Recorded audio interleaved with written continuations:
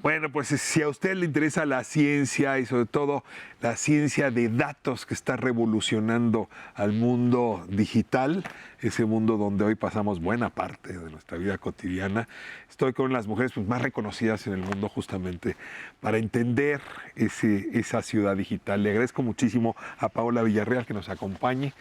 Muchas gracias, Ricardo. ¿Cómo te presento? Programadora, especialista en datos. Esa es una gran pregunta. Yo creo Ciberinteligencia. me quedo con científica de datos y programadora, autodidacta.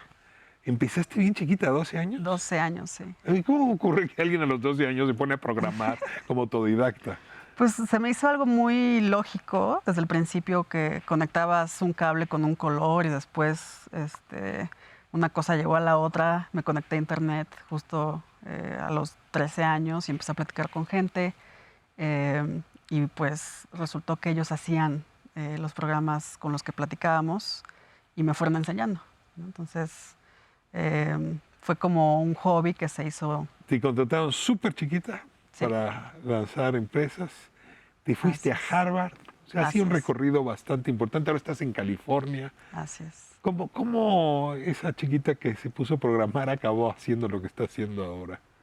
Pues ¿Un cable llevó a otro cable? Curiosidad, ¿no? O sea, yo creo que sí tiene mucho que ver que siempre me he estado preguntando cómo funcionan las cosas y no solamente el funcionamiento de las cosas, sino cómo nos afectan, ¿no? Entonces, creo que eso es lo que ha sido la guía de mi carrera. Acabas de publicar este texto, Inteligencia Artificial, el nuevo cerebro electrónico, que pues, nos ayuda mucho a quienes nos interesa el tema, pero sabemos bien poco del tema y luego estamos muy influidos por muchos prejuicios a entender la inteligencia artificial. Y deja de comenzar con una pregunta súper básica.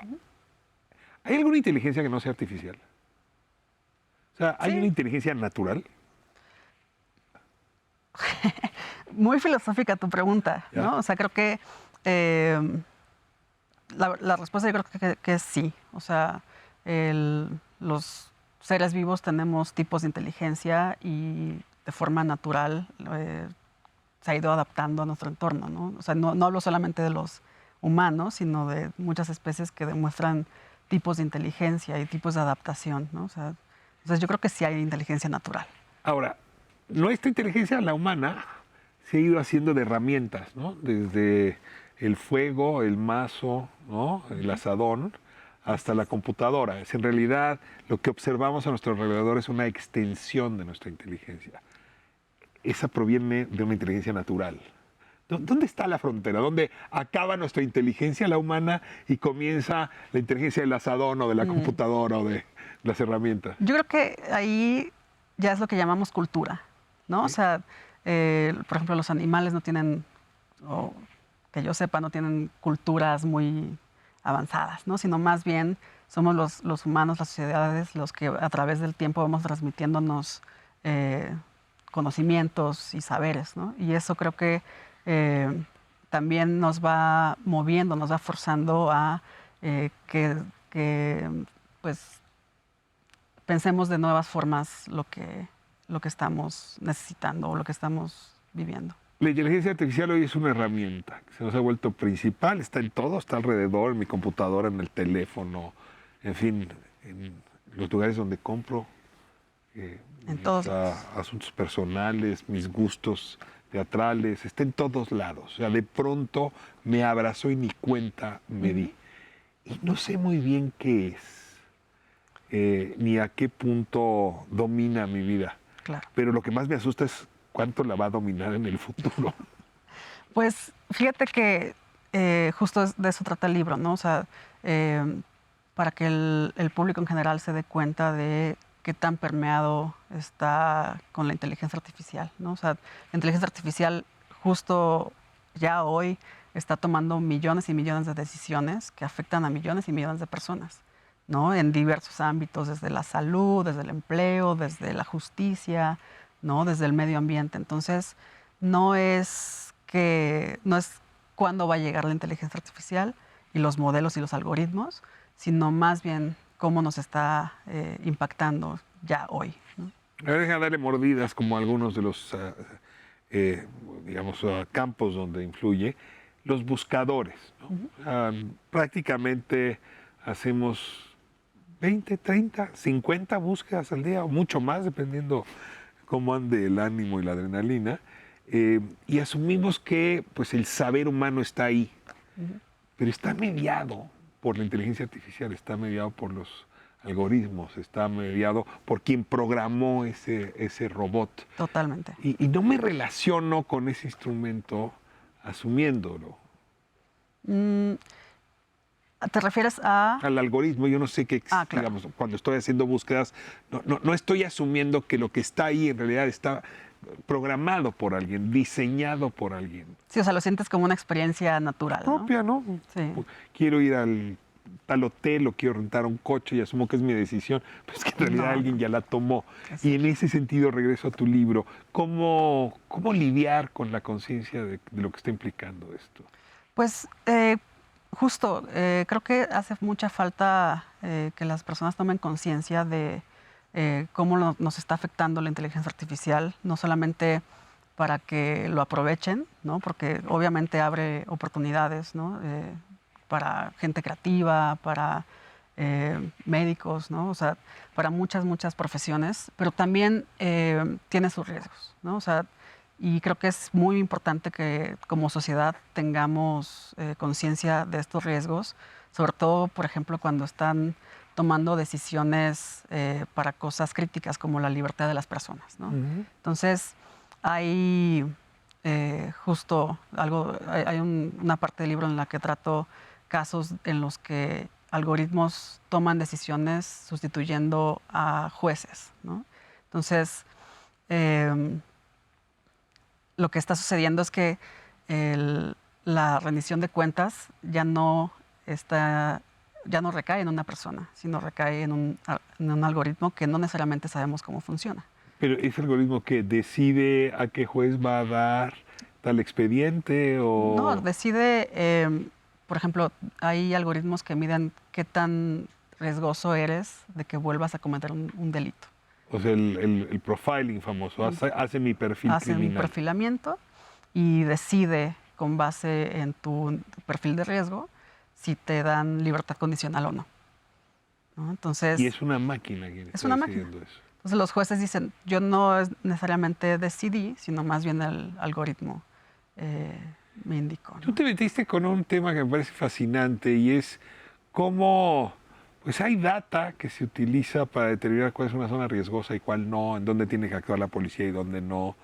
Pero luego esa data está súper sesgada por criterios discriminatorios. A ver, cuéntame eso que hiciste justamente sobre la política policial y los barrios de las poblaciones más desposeídas. Claro, pues el proyecto se llama Data for Justice y la premisa es que, digamos que en el sistema de justicia criminal en Estados Unidos, cuando un policía te arresta, no necesariamente tiene la capacidad de acusarte, por ejemplo, de posesión de alguna droga, ¿no? Sino más bien, si te encuentran un polvo blanco, lo que pasa es que un laboratorio del Estado hace las pruebas. Y lo que hemos visto es que pues ahí existen tanto colusión como sesgos raciales en los que pues digamos que a través de evidencia falsa se han obtenido miles y miles y miles de sentencias condenatorias que han afectado desproporcionalmente a latinos y negros en Estados Unidos, ¿no? Estamos con Paola Villarreal, autora de Inteligencia Artificial, el nuevo cerebro electrónico. Vamos a corte, bueno, y regresamos un momento más para seguir hablando pues, de la ética y la inteligencia artificial. Bueno. Si el resto de nuestro comportamiento debe ser ético, ¿por qué no aplicar la ética a esta herramienta que, como bien dices, hoy ocupa buena parte de nuestra vida? Volvemos un momento, esto es Callarse. Bueno, está con nosotros me da mucho gusto Paola Villarreal, hablando de inteligencia artificial, y nos contabas, digamos, esta parte negativa, no de la inteligencia artificial, sino de cómo se utiliza para perfilar gente y considerarla criminal, pues a partir de sesgos discriminatorios. Ahora, del otro lado está el tema de la salud, que me parece muy importante. calcular si yo tengo riesgo de un infarto a partir de mi genética, a partir de mi consumo alimenticio, y a partir de eso subirme, bajarme la póliza de salud o de plano no atenderme. Es una buena cosa la inteligencia artificial, pero puede ser ocupada en este sector de la salud de manera muy ingrata. Exacto. Sí, o sea, creo que es un arma de doble filo, ¿no? Por un lado tenemos algoritmos de diagnóstico que definitivamente van a revolucionar el servicio médico, ¿no? También tenemos modelos que están reinventando sustancias químicas que pueden servir para la lucha en contra de enfermedades, ¿no?, que nos afectan. Y que van avanzando a pasos agigantados, ¿no? Entonces, muy pronto vamos a ver este tipo de resultados en los que enfermedades como el VIH, el cáncer van a tener... Van a pasar a la historia. Esperemos, ¿no? Y va a ser a través de la aplicación de modelos de inteligencia artificial.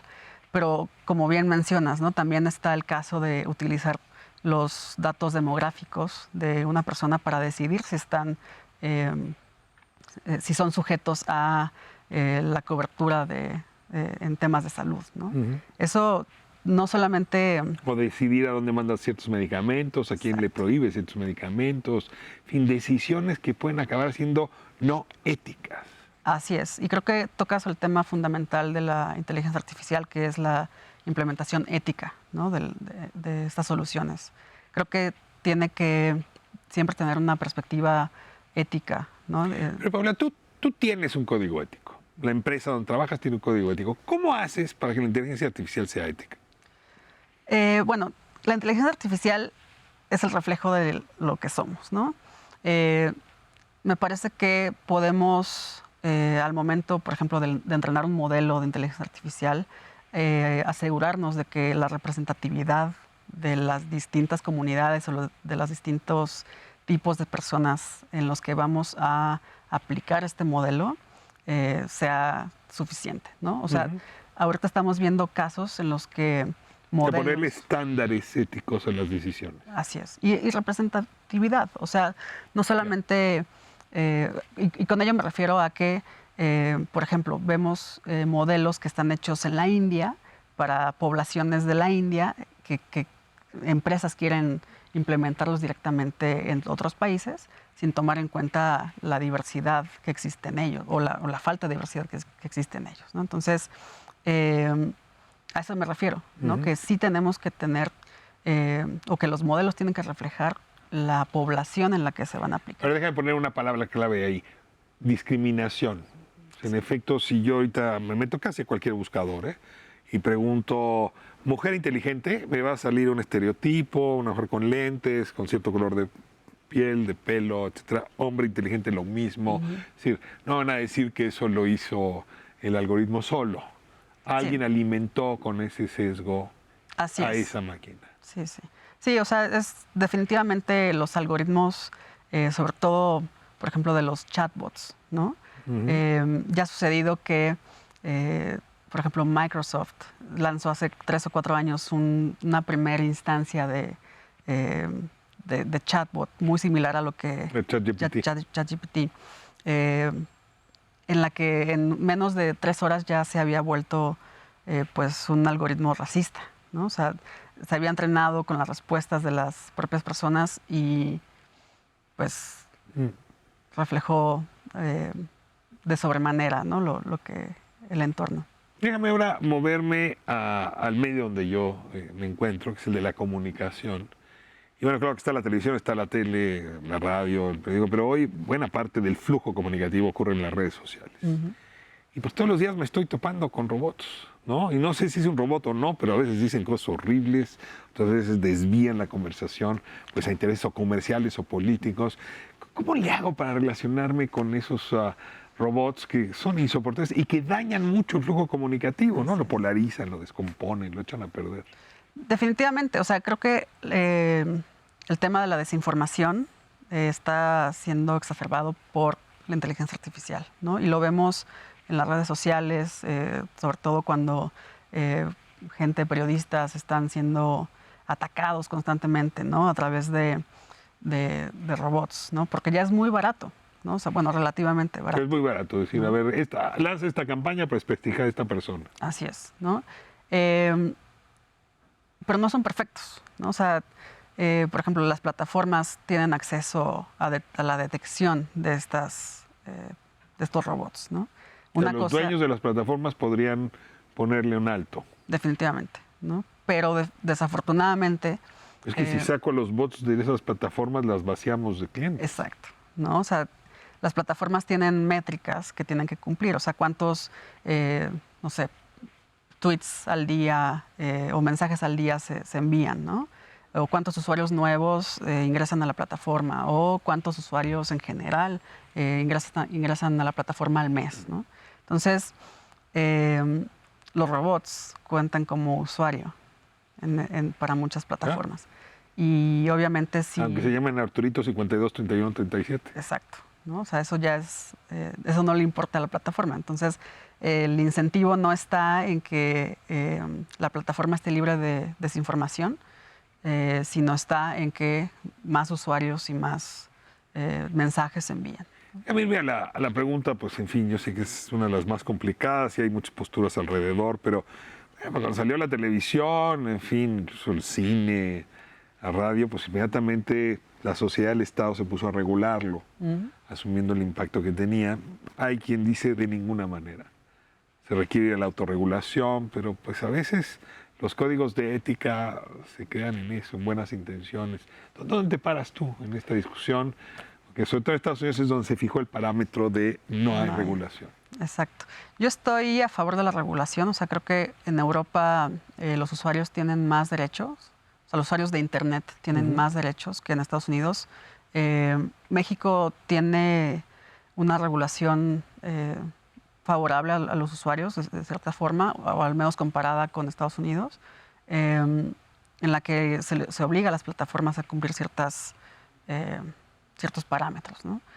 Pero definitivamente creo que, por ejemplo, hay un debate muy interesante entre si plataformas como X o Twitter o Facebook cumplen una función pública, ¿no? Que se han convertido básicamente en la arena pública, que tanto le conviene a la sociedad que empresas con estos incentivos, de los que ya platicamos, sean dueñas de lo público, ¿no? Entonces, ese debate no está resuelto para nada.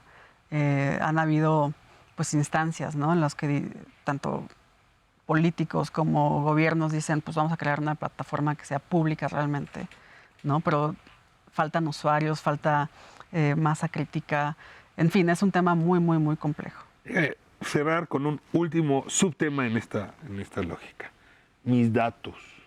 Porque bueno, me estoy peleando con los bots, pero pues la inteligencia artificial se nutre de datos, como bien sabes, de data, y pues algunos de esos datos son míos, no tienen por qué tenerlos alguien más y es muy evidente que los tiene alguien más. Totalmente, sí. Y justo parte de la ética, cuando hablamos de ética en la inteligencia artificial, tiene mucho que ver con la privacidad, ¿no? Que los datos que realmente son privados se mantengan privados y no se utilicen para entrenar modelos, ¿no? Entonces, eso es, digamos que de las premisas básicas, ¿no? Porque como bien dices, o sea, es evidente que las plataformas leen los mensajes privados o realmente no son tan privados. No, y los publican que solamente te puedes explicar por el Espíritu Santo o por alguna mal uso de mi teléfono, que estoy hablando de un tema y me aparece anuncio del tema del que estaba yo hablando. Así es. O se hacen conexiones, ¿no? O sea, por ejemplo, si tú estás con un amigo y ese amigo, que ya me ha pasado a mí, tiene, no sé, alguna enfermedad, ¿no? Que está consumiendo algún medicamento.